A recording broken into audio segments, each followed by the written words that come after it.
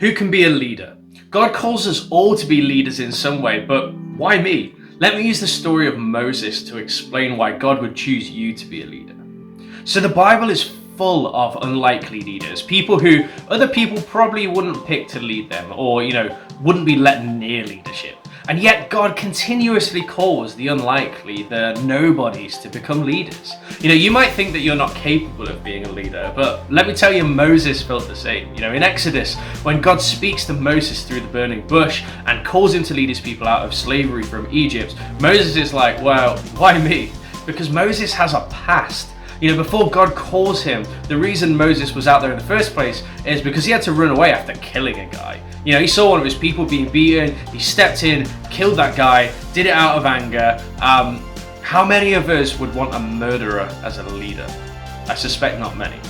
And yet God does. God calls this guy Moses, who's made some pretty serious mistakes, to lead, because to God, our mistakes aren't what matters. Our mistakes don't eliminate us from leading and don't eliminate us from being called by God, as proven by Jesus' willingness to die for our sins on the cross, giving us forgiveness from all our past mistakes. Our pasts, our mistakes, they don't define us and they don't stop God from wanting to work through us and wanting to work within us and calling us to leadership.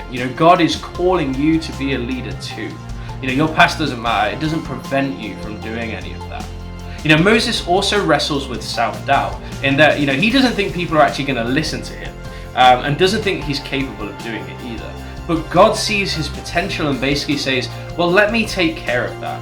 How does God do that? Well, he gives Moses what he needs. So he shows Moses what sort of power he has by turning his staff into a snake and stuff like that.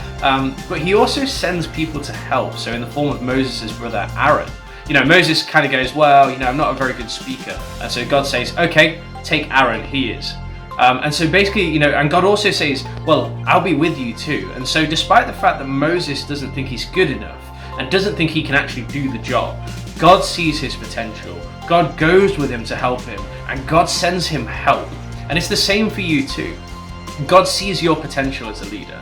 God will walk with you and go with you as you lead and as you live your life. And God will also send you what you need to be able to help you step into your calling.